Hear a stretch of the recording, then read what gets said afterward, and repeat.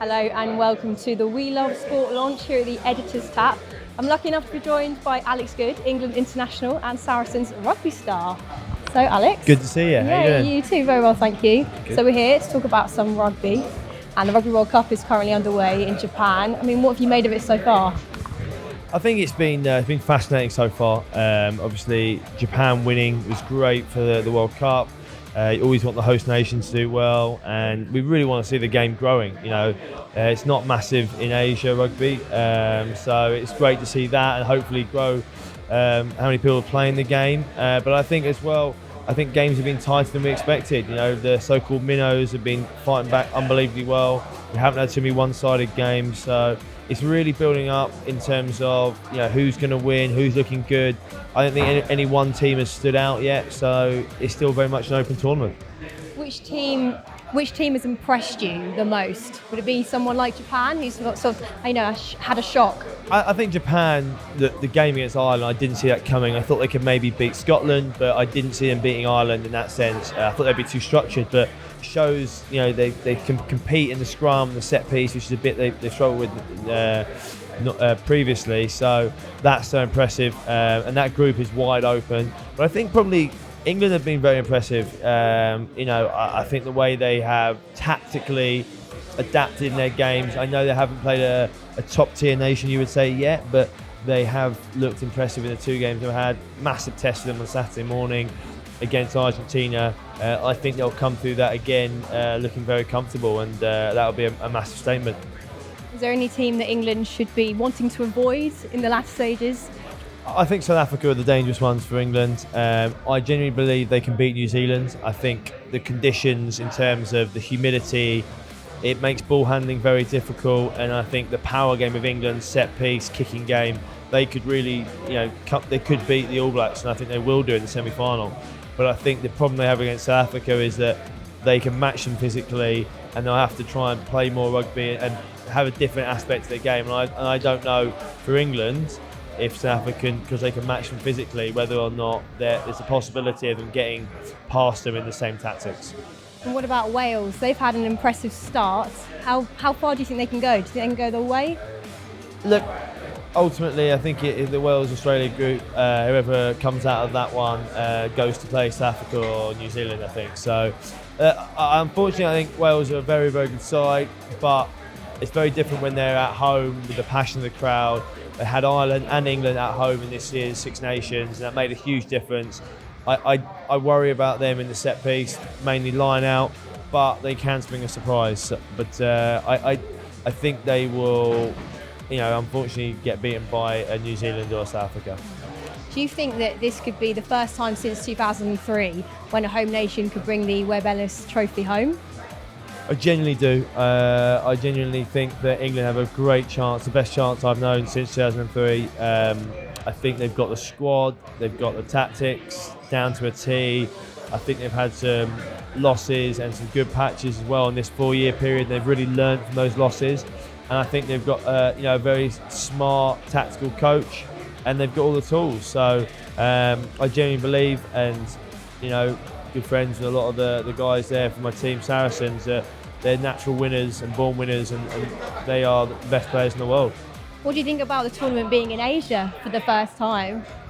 I think it's great. I started off, and that was the first thing I thought. This World Cup has been, a lot of attendance there, a lot of people watching, which you want to see. Their enthusiasm for it, they're making a lot of noise. All the feedback you're getting is that the place is alive and there's an energy, but also just how incredible Japan is, how much people are loving the food, how much they're loving the environment, the culture, and ultimately, their national team is winning, and that is massive for the tournament and great for the game to grow it. Yeah, it's a very exciting tournament so far. I can't wait to see how all the teams progress in the weeks ahead. Let's talk about the Rugby Premiership now. Saracens, what a year you've had. Do you think you could do the double again?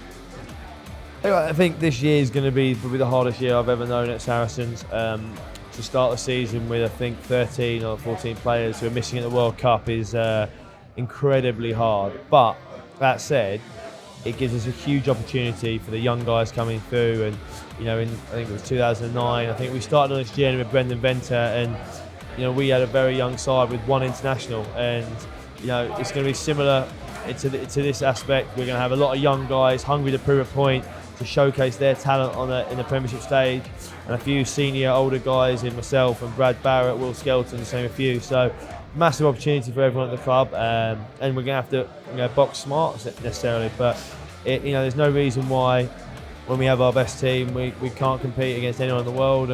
And even with the youngsters coming through, I'm excited for them to showcase their talent and people to see what they can do. Can you name some of the youngsters that we should be looking out for at Saracens this season? Yeah, unfortunately, there's a couple of guys who came through sort of back end last year. So Ralph Adams-Hale is a prop who came on in the final in the Premiership and made a massive impact, and he's looking fantastic, real talent. I think if you look at Ben Earl, he's been in the England squads as sort of being mentored. Brilliant athlete, very talented. Again, hopefully he'll get a real run of games. And then Max Malins, when fit, hopefully can showcase what a talented runner and gifted ball player he is. So this is a couple of guys who hopefully we'll see a lot of and lighting up the Premiership. Who was the toughest team that you faced last season? In the Premiership, obviously Exeter, we lost them away from home, and it was a real learning curve for us about humility and perhaps getting ahead of ourselves. And then obviously in the Premiership final, we were a long way down, and we had to really dig deep and come back and win it. And they're well coached, they're real togetherness in their squad. They fight for each other. They've got a lot of talent, and just a very good side. So again, they'll be right up there this year again, I believe. You've been with Saracens for 13 years. I mean, how special is the club to you? Yeah, this is starting my 14th season now. It's mad. It's gone in the flash, unfortunately, but it's an incredible place. From the owner down, one of the nicest men in rugby, but also someone who cares about every single person at the club, and that filters all the way down. And I've been so lucky to have been given so much from the club and so much to my family, my friends, and it's a joy to be part of Saracens. It's the only club I've known and the only club I'd love to be at, in a sense. And I always say I'll stay there as long as they'll have me. And it's a great place and given me so much. I'm sure they won't want to lose you. And looking forward to the Six Nations, which is just around the corner, really. I mean, who could challenge Wales's crown? Well, I think it'll be really interesting after the World Cup. Or there'll be a change in coach for Wales. I think that might be a slow process. So in terms of him getting his imprint on the team, so I think Wales might struggle at the Six Nations. Again, having Ireland, England away from home won't be helpful for them. That makes a big difference. I think at the moment I can't look past England. I think a lot of the Irish guys, they'll be in a slight transition. I think the English guys, there isn't too many older guys there, and they'll have a settled, same coach probably. They have a similar team, and I think they'll go forward, and I back them to do the Grand Slam next year. So, I think England will be the main team to worry about. Rugby World Cup at the moment, and then the Premiership starts, and then Six Nations. So there's a lot of rugby to look forward to. How exciting is it at the moment? Look, I think with the World Cup, it's a massive excitement. We're still in the group stages, and it's going to bubble up even more. I said England playing Argentina this weekend, France the weekend after. You get that momentum, you start to feel it over here. Everyone's talking about the World Cup, and as soon as you get to those knockout stages, it's going to be alive. And those games are going to be so intense, so hard, such little, small differences in teams that will make the biggest difference. So, look, I think it's going to be a brilliant year for rugby again. I'll see what happens after the World Cup in terms of players will have to be looked after as well. So it's not going to play them every single week. So when they are out there, they're going to be flying into it and at their best. So really, really exciting time this World Cup first and foremost, and after that, I think everything will flow off the back of it. Well, we've got all that to look forward to. Thank you, Alex. I appreciate it. Thank you. And thank you to the Editor's Tap for hosting us tonight. And thank you for watching.